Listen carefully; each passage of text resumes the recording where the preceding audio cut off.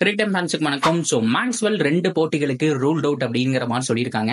So maybe injury சீரியஸா இருந்தா இந்த லீக் ஃபுல்லாமே அவர் விளையாடாம போறதுக்கான சான்ஸும் இருக்கு அப்படிங்கிற மாதிரியான தகவல் வந்திருக்கு. ஸோ என்ன ஏது அப்படிங்கிறத பார்க்கலாம். இதனால ஆர்சிபிக்கு அட்வான்டேஜ் அப்படின்னு சொன்னா நீங்க நம்புவீங்களா? ஸோ கண்டிப்பா அட்வான்டேஜ் தான். நான் அது எப்படி என்ன ஏது அப்படிங்கிறத சொல்றேன். அதுக்கு முன்னாடி ஃபர்ஸ்ட் டைம் சேனலுக்கு வரீங்கன்னா மறக்காம சப்ஸ்கிரைப் பண்ணி சப்போர்ட் பண்ணுங்க. அப்போதான் அப்டேட் எல்லாமே உங்களை வந்து சேரும். சரி வாங்க வீடியோக்குள்ள போலாம். ஆர்சிபியை பொறுத்த வரைக்கும் இந்த டோர்னமெண்ட் லூஸ் பண்ண போறாங்க அப்படிங்கிற வேலை தான் இப்போ வரைக்கும் டிராவல் பண்ணிட்டு இருக்காங்க. சோ இங்கிருந்து ஜெயிக்கணும் அப்படின்னு சொன்னோம்னா எல்லா டீமுமே ஃபைட் பண்ணி கிட்டத்தட்ட ஒரு 6 இருந்து 7 டீம் ஒரே நெட் ரன் ரேட் ஒரே வின்னிங் பெர்சன்டேஜோட வந்துகிட்டு இருக்காங்க. அந்த டீம் எல்லாம் ஒவ்வொரு மேட்ச் லாஸ் பண்ணி ஆர்சிபி ஒரு 2 மேட்ச் தொடர்ந்து வின் பண்ணாலே 2 ரன் ரேட்டும் வின்னிங் பெர்சன்டேஜும் ஈக்குவல் ஆயிடும். ஆர்சிபி பண்ண வேண்டிய விஷயம் இந்த கால்குலேட்டர்ல கையில் எடுக்காம எவ்ரி மேட்ச் நம்ம வின் பண்ணணும் அப்படிங்கிற நோக்கத்தோட போகணும். ஸோ ஃபேப் டு பிளஸி ஒரு குறிக்கோள் முன் வச்சிருந்தாரு. எங்களை பொறுத்த வரைக்கும் பவுலிங் யூனிட் வீக்கா இருக்குங்கிறது எங்களுக்கு நல்லா தெரியுது. ஸோ பேட்டிங் தான் நம்பி இருக்கோம். இன்னைக்கு நல்ல டார்கெட் தான். பட் இருந்தாலும் எங்களை பொறுத்த வரைக்கும் ஃபர்ஸ்ட் 5 ஹவர்ஸ் வந்துட்டு ஆக்சுவலேட் பண்ண போறோம். ஸோ தயவு செஞ்சு ஒரு 60 to 70 ரன் அடிங்கப்பா அப்படின்னு கேட்ட மாதிரி அவர் காதுல விழுந்துருச்சு. பவர் பிளேல எங்களுக்கு 70 ரன்னாவது அடிக்கணும். அதுக்கப்புறம் ஒரு 200 டோட்டல் போட்டு இருக்கிற பவுலர்ஸ் வச்சு சமாளிக்கிறோம் அப்படிங்கிற மாதிரி ஃபேப் டு பிளஸி சொல்லியிருக்காரு.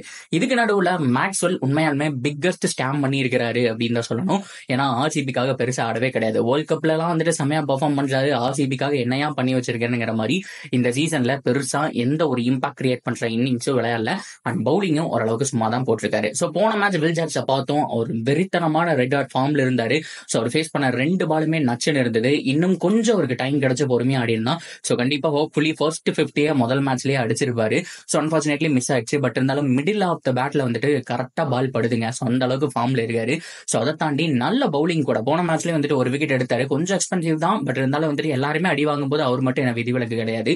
ஸோ ஹோப்ஃபுல்லி இந்த சீசன் ஃபுல்லா நல்லா பெர்ஃபார்ம் பண்றதுக்கான சான்ஸ் இருக்கு. ஸோ அதே மாதிரி ஆர்சிபி ஃபேன்ஸ் எக்ஸ்பெக்ட் பண்ணிட்டு இருந்த விஷயம் வில் ஜாக்ஸுக்கு தொடர்ந்து சான்ஸ் கிடைக்கணும் அப்படிங்கறதான். அது இப்ப நடந்திருக்குன்னு சொல்லணும். சோ ஃபார்ம் அவுட்ல இருக்கிற மேக்ஸ்வெல்லை எப்படா பெஞ்சில் குறை வைக்கிறதுங்கிற மாதிரி எல்லாருமே யோசிச்சுட்டு இருந்தாங்க. பிகாஸ் அவர் ரொம்ப முக்கியமான பிளேயர்னு சொல்லிட்டு. ஆனா இப்போ வெளியில உட்காந்துதாங்க ஆகணும். தம்புல கட்ட வரல இன்ஜுரி அப்படிங்கிற மாதிரியான அப்டேட் வந்திருக்கு. இப்போதைக்கு ஸ்வாரா ஹைதராபாத்துக்கு எதிரான அடுத்த போட்டியை மிஸ் பண்றாரு. சோ அதுக்கு அடுத்த மேட்சும் மிஸ் பண்ண போறாருங்கிற மாதிரியான தகவல் வந்திருக்கு. அது கூட ஸ்வார் கிடையாது.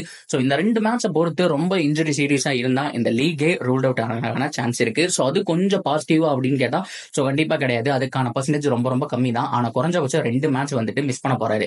இந்த 2 மேட்சை வில் ஜாக்ஸ் பயன்படுத்தி ஆகணும். இதை தாண்டி ஆர்சிபி ஃபேன்ஸ் ரொம்ப நாளா இந்த கால்குலேஷன் பண்ணிட்டு இருந்த ஒரு விஷயம், எப்படி பார்த்தாலும் 11ல ஒரு 4 பேர் தான் ஆட முடியும். ஃபேப் டு பிளஸி மேக்ஸ்வெல் இருந்தே ஆகணும். சோ அதுக்கப்புறம் கேமரூன் கிரீன் ஒரு ஃபாஸ்ட் பவுலர் தான் ஆடி ஆகணும். வில் ஜாக்ஸுக்கு இடமே இல்லை அப்படின்னு சொல்லி யோசிச்சுட்டு இருக்கும்போது இப்போ கண்ணார் லட்டு திங்க ஆசை அப்படிங்கிற மாதிரி 2 லட்டு கிடைச்சிருக்கு. சோ அதாவது Will Jacks and Cameron Green 2 பேருமே பிளேயிங் லெவல்ல ஆட போறாங்க.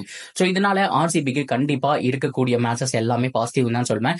பிகாஸ் வில் ஜாக்ஸை பொறுத்த வரைக்கும் ஒரு ஸ்பின்னர் தான். சோ அது மாதிரி நல்லாவே பண்ணுவாரு. சோ மேக்ஸ்வெல்லோட நல்லாவே போடுவாருன்னு சொல்லலாம். சோ அதே மாதிரி அது கேமரூன் கிரீன் உள்ள இருக்கும் போதும் பேஸ் பவுலிங் அப்படிங்கிறதும் தேவைப்படும். சோ 2மே யூஸ் பண்றதுக்கான சான்ஸ் இருக்கு. 2 பவர் ஹிட்டர்ஸ் 2 ஆல்ரவுண்டர்ஸ் 11ல இருக்க போறாங்க. சோ ஆர்சிபி ரொம்ப நாளா எதிர்பார்த்துட்டு இருந்த ஒரு சம்பவம் நடக்க போகுது. மேக்ஸ்வெல் இருக்கிறதுனாலையும் ஃபேப் டு பிளஸி இருக்கிறதுனாலையும் தான் இவங்க 2 பேரையும் 11ல ஃபிட் பண்ண முடியாதுன்னு நினைச்சிட்டு இருந்தோம். இப்ப 11 பார்க்கும்போது நீங்க ஸ்ட்ரெயிட்டாவே நீங்க ஃபேப் டு பிளஸி, சோ அதுக்கப்புறம் மேக்ஸ்வெல், அதுக்கப்புறம் வில் ஜாக்ஸ், அதுக்கப்புறம் ஒரு ஃபாரின் ஃபாஸ்ட் பவுலர் அப்படிங்கிற மாதிரி கம்ஃபர்டபிளா 4 பேரை விளையாட முடியும். உண்மையாலுமே ஆர்சிபிக்கு அட்வான்டேஜ் அப்படின்னு தான் சொல்லுவேன். ஃபார்ம் அவுட்ல இருக்கிற மேக்ஸ்வெல் வெளியில போயிட்டாரு.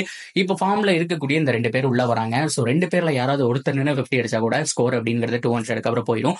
2 பேர்ல யாராவது விக்கெட் எடுத்து கொடுத்தா கூட பார்த்தோம் அப்படின்னா ஆர்சிபிக்கு யூஸ்ஃபுல்லா இருக்கும். ஹோப்ஃபுல்லி இவங்க 2 பேரும் நல்லா பண்ணுவாங்க அப்படிங்கிற மாதிரி நம்ம எக்ஸ்பெக்ட் பண்ணிட்டு இருக்கலாம்.